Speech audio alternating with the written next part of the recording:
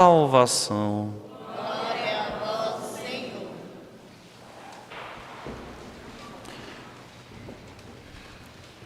Meus irmãos e minhas irmãs, esse texto do Evangelho que nós acabamos de escutar hoje é um dos textos mais esclarecedores, um dos textos que mais nos motiva e, ao mesmo tempo, um texto que escancara a realidade divina para o homem, onde o Senhor fala sem arrodear, onde o Senhor fala de um modo claro e muito preciso. Primeiro, aqui nosso Senhor está falando daquelas pessoas que parecem ter fé, mas não têm. Que parecem servir a Deus, mas não servem. Que parecem que são convertidas, mas não são. Que parece que pertencem a Deus, mas não pertencem. Todo aquele que me diz Senhor, Senhor, nem todo aquele que me diz isso entrará no reino dos céus. Observem que nós temos hoje em dia muitas pessoas que se dizem religiosas, por que não dizer também tementes a Deus? Muitas pessoas que dizem que temem a Deus, muitas pessoas dizem que têm fé, mas não conseguem colocar essa fé que dizem que têm em prática. Observem o texto. Nem todo aquele que me diz Senhor, Senhor, entrará no reino dos céus, mas o que põe em prática a vontade de meu Pai que está nos céus. Se a gente pega só essa primeira parte do texto santo do Evangelho hoje, nós podemos dizer que muitas pessoas estão correndo o risco de se condenarem. Estão correndo o risco de não salvarem a própria vida. A gente poderia dizer que estão com a vida em SOS. Por quê? Porque aquilo que apresentam, aquilo que falam, aquilo que pensam, não condiz com aquilo que vive. Porque não colocam em prática os ensinamentos deixados por nosso Senhor.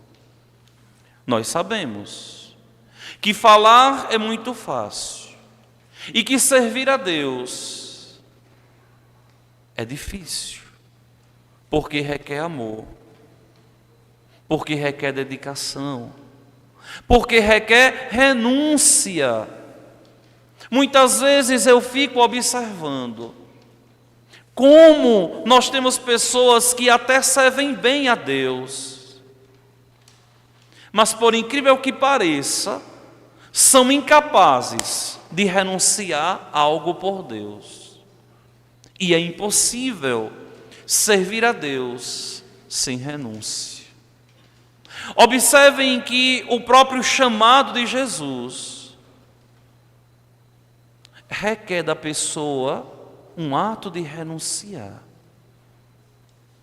Renunciar a algo em vista de Deus. Renunciar a algo em vista da salvação. Renunciar a algo em vista do Senhor. E é impressionante como as pessoas perderam a capacidade de renúncia. Não aprenderam a renunciar. Não perseveraram na renúncia. E não existe serviço a Deus sem renúncia. Não existe serviço a Deus sem deixar muita coisa para trás. E observem que aqui nosso Senhor está falando de gente séria. Olhem os argumentos das pessoas. Muitos vão me dizer, ele dizendo, Senhor, Não foi em teu nome que profetizamos? Não foi em teu nome que expulsamos demônios? E não foi em teu nome que fizemos muitos milagres? Ou seja, gente que aos olhos do mundo levava o evangelho a sério, profetizava, fazia milagres, expulsava demônios. Ou seja, pessoas que agiam em nome de Deus. Mas que para desespero e para vergonha eterna, as palavras de Jesus são duras e nos impõem medo. E olhem o que é que ele diz: então eu lhes direi publicamente, não é privadamente não, é publicamente: jamais vos conheci, afastai-vos de mim, vós que praticais o mal. Mas padre, como é que uma pessoa aqui pratica o mal? Se ela profetiza, se ela expulsa demônios, se ela faz milagres, se ela reza. Porque é impossível profetizar, é impossível fazer milagres, é impossível de modo nenhum expulsar demônios sem a oração. São pessoas aqui que rezam, mas não têm o coração em Deus. Esse é o problema. Trabalham para Deus, fazem as coisas de Deus, mas o coração não pertence a Deus. E aqui nós passamos, ou melhor, nós corremos um grande risco de trabalharmos para Deus, mas o nosso coração não pertence a Deus. Nós corremos o sério risco de sermos alguém que socialmente é até referência de religiosidade. Fulano é católico, vai à igreja, é ministro, é cantor, é leitor, é padre. Mas o coração nunca pertenceu a Cristo. Por quê? Porque para o coração pertencer a Ele, é preciso que a gente aprenda a renunciar, a colocar o Senhor em primeiro plano, em primeiro lugar na minha vida. Se eu não tenho a capacidade de colocar Cristo em primeiro lugar, eu ainda não sou de Cristo, mesmo trabalhando para Ele. Vejam, isso aqui me preocupa muito. E de um modo muito particular na nossa paróquia. Porque muitas vezes, quando se exigem das pessoas que estão engajadas uma resposta de fé e de amor, muitas vezes essas pessoas são incapazes de responder assim. Muitas vezes, quando a igreja vai provar a fé de alguém e a consciência, muitas vezes as pessoas que estão dentro deixam a desejar. É impressionante. É impressionante como isso é forte. Estou dentro da igreja, mas eu prefiro juntar do que casar. Não é de Cristo. Estou dentro da igreja, mas eu fico adiando o batismo do meu filho porque eu vou esperar uma festa. É tudo menos de Cristo. O meu horário de missa é esse, mas eu prefiro ir nessa porque é mais curta. Você não é de Cristo. Eu não vou fazer isso porque hoje eu vou fazer isso. Você não é de Cristo. A igreja diz que você tem que cumprir isso aqui. Padre, bora dar um jeitinho. Você não é de Cristo. Minha gente, olha, vocês sabem, eu já estou pastoreando vocês há 12 anos, tive a alegria, o desespero, o medo de ter sido colocado como pastor à frente de vocês antes de ser padre. Prego aqui neste Iambão antes de ser padre. Antes de ser padre, já dirigia vocês espiritualmente. Nosso Senhor já tinha confiado a mim a alma de vocês. Para mim é uma alegria, ao mesmo tempo lá atrás foi um desespero, porque o medo tantas vezes se apoderou do meu coração. Mas eu digo uma coisa para vocês: vocês nunca tiveram aqui nesse Iambão, nesses 11 anos de padre que eu faço segunda-feira, nesses 12 anos que eu estou com vocês aqui, nunca tiveram um pastor para desviar vocês do caminho, tentando dar um jeitinho aqui e ali em uma norma, porque estão dentro da igreja. Para mim, quanto mais dentro da igreja, mais na linha tem que andar. E isso muitas vezes choca. Isso muitas vezes causa antipatia. Eu já encontrei pessoas que chegam para mim e dizem assim: mas padre, mas eu estou dentro da igreja o tempo todo. Eu disse: você tem que dar exemplo. Somos os primeiros. Porque a norma, ela foi deixada por Cristo para ser obedecida. Nós temos obrigação de cumprir. Quem está lá fora não tem não, porque não é de Cristo, não se esforça para pertencer a Cristo. Nós nos esforçamos, nós temos obrigação moral de lutarmos para fazer o que é correto. Muitas vezes eu observo na frequência à missa, quanta gente deixa a desejar. Muitas vezes eu observo na responsabilidade, no compromisso, nas pastorais, nos movimentos, na catequese com os filhos, no acorrer à igreja. Por que não dizer na fidelidade do dízimo? Muitas vezes não conseguem compreender que o dízimo é uma realidade de fé. Dízimo é uma questão de fé, não é simplesmente uma questão objetiva, mas dízimo é uma questão de fé, de responsabilidade com a comunidade cristã. Se eu sou infiel no ato de dar o meu pouco para a evangelização, mas eu duvido que eu vou ser fiel nos mandamentos, que é muito mais difícil.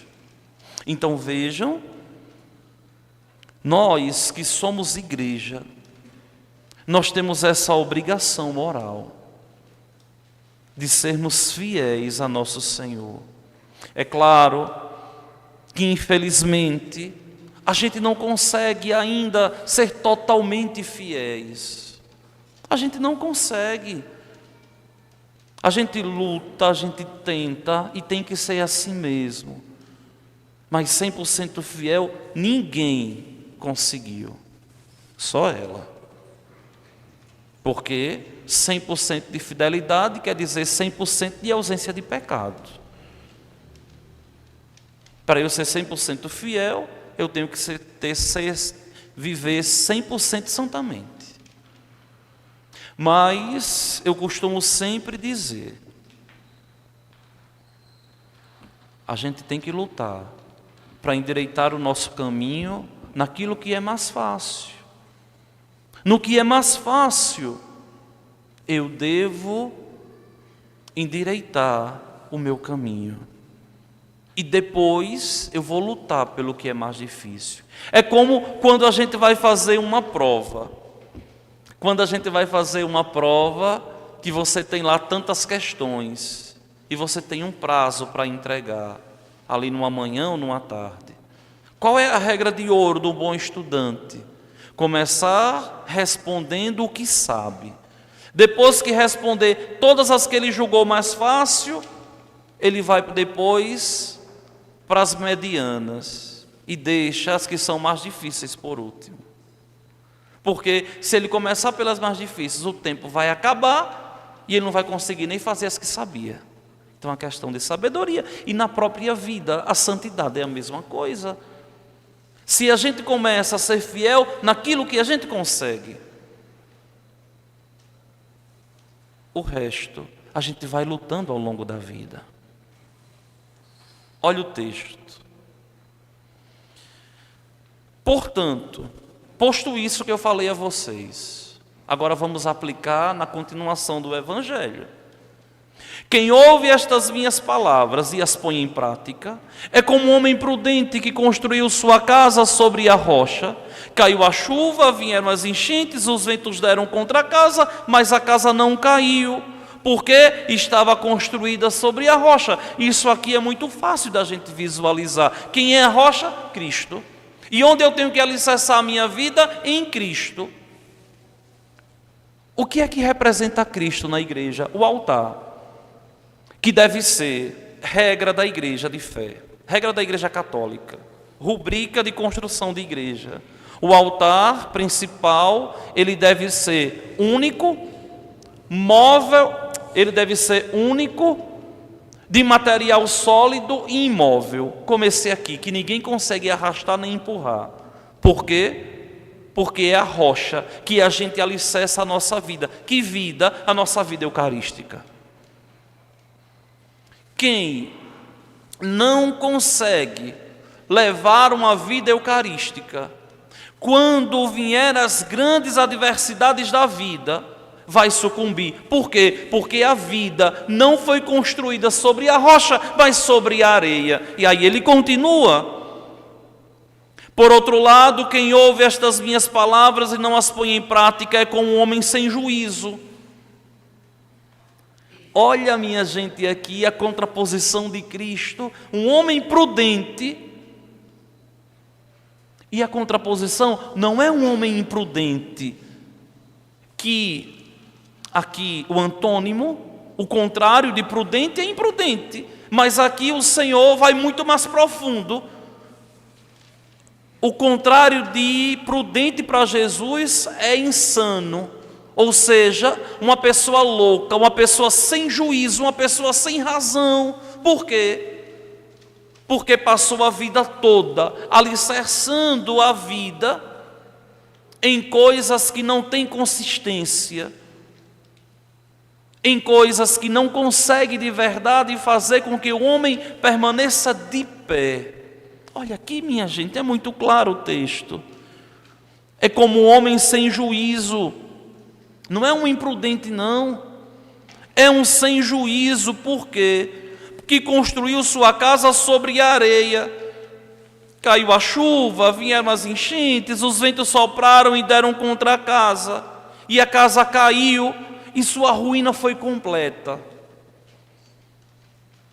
Desde ontem, eu venho pensando muito na morte. Ontem morreu um dos empresários de Montes Claros, que é muito próximo à nossa paróquia, que é o dono, dessa loja de artigos religiosos que a gente compra, hóstia, vela, tudo isso. Sofreu um acidente de automóvel na região de Brasília de Minas, e o carro explodiu, pegou fogo, e a morte foi instantânea.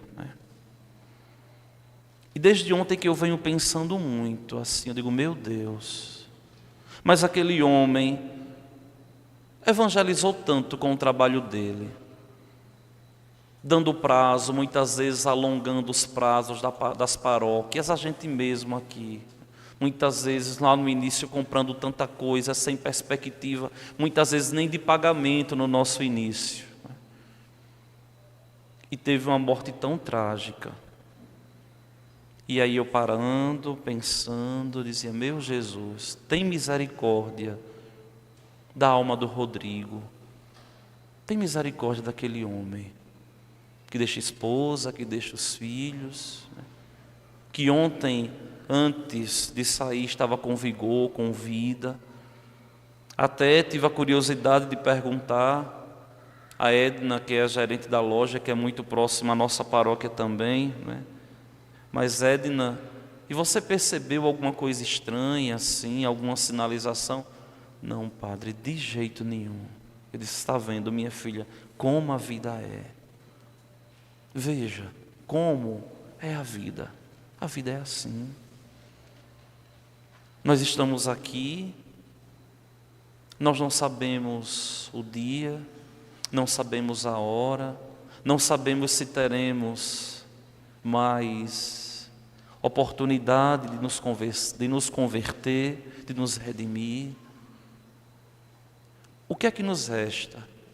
A esperança de um homem prudente que diz assim: meu domingo é de missa, eu vou à igreja, está aqui o meu tempo para as coisas de Deus, está aqui o meu serviço para a igreja, nessa pastoral, nesse movimento, está aqui a minha contribuição com aquilo que pertence a Deus, na devolução do meu dízimo, está aqui, Senhor, a minha fidelidade na reza na hora de dormir, na minha reza na hora de acordar, está aqui, Senhor, a minha vida em Tuas mãos. É o que nos resta. E aqui nós temos um homem prudente, que busca, mesmo de um modo imperfeito, alicerçar a sua vida em Deus. Olhem que o evangelista aqui, Mateus, vai proferir um elogio que as pessoas falaram. Quando Jesus acabou de dizer estas palavras, as multidões ficaram admiradas com o seu ensinamento. Por quê? Porque está muito claro aqui.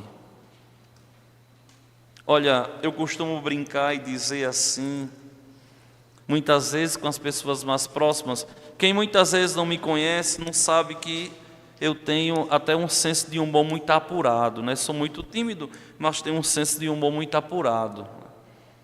E nos bastidores eu sou de riso muito fácil. E eu costumo dizer assim, né? Brincando, mas com um ensinamento muito sério: olha, no dia que você morrer e eu estiver lá, no seu julgamento, e você disser que não sabe de uma verdade, eu digo: Senhor, é mentira, porque eu falo isso o tempo todo.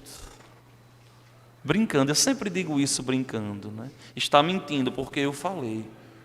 Muitas vezes, Senhor, cansei de falar, de pregar, de anunciar, você sabia. Porque olha, aqui vocês têm a garantia de terem uma doutrina santa, purificada e justa, deixada por nosso Senhor e pregada com dignidade, para a minha salvação e para a salvação de vocês. Se nesse período, desses 12 anos e quase meio, as pessoas não buscaram crescer na intimidade com nosso Senhor, talvez não tenham mais oportunidade disso. Por quê? Porque a palavra foi na humildade muito bem pregada, com o intuito de converter o coração do pastor e dos fiéis que ouvem a palavra que Deus nos dirige a nós todos. E o bonito é porque essa autoridade que aqueles homens enxergaram em Jesus é uma autoridade própria do Evangelho. Olha, de fato, ele as ensinava como quem tem autoridade e não como os mestres da lei. Ou seja, quando a gente vê o Evangelho, quando a gente contempla com os nossos olhos a palavra guardada pela Igreja Católica, a Sagrada Escritura guardada pela Igreja Católica, nós vemos que a autoridade de Jesus, daquele homem que pisou há 2000 anos atrás nesta terra, que era Deus, que é Deus, que vive e reina glorioso ao lado do Pai, como nós professamos, essa autoridade ainda está vigorosa no Evangelho. Olha aqui, esse texto aqui é um dos mais claros. Por quê? Porque está vivo e nos transmite a autoridade deixada por Jesus. Eu lembro de uma vez que uma pessoa me procurava e eu dizia assim: não pode. Aí a pessoa dizia assim: mas que autoridade o senhor está dizendo isso? Eu disse assim: a autoridade do Evangelho está lá. Está lá. Você não pode fazer isso. Não sou eu que tenho autoridade, é Cristo. A autoridade é dele. Eu sou um instrumento. E aqui nós precisamos terminar essa homilia com um questionamento assim: onde é que eu estou de verdade alicerçando a minha vida? Quais são os valores que me mexem? O que é que de verdade me move? O que é que tem valor para mim? Se eu consigo responder estes questionamentos com dignidade no meu coração a partir do Evangelho e com sabedoria, o meu caminho é o céu, eu estou caminhando bem. Se os valores, se aquilo que me move, se aquilo que de verdade para mim tem muita valia, não serve para a minha salvação, eu preciso mudar a rota da minha vida para que eu possa chegar no céu.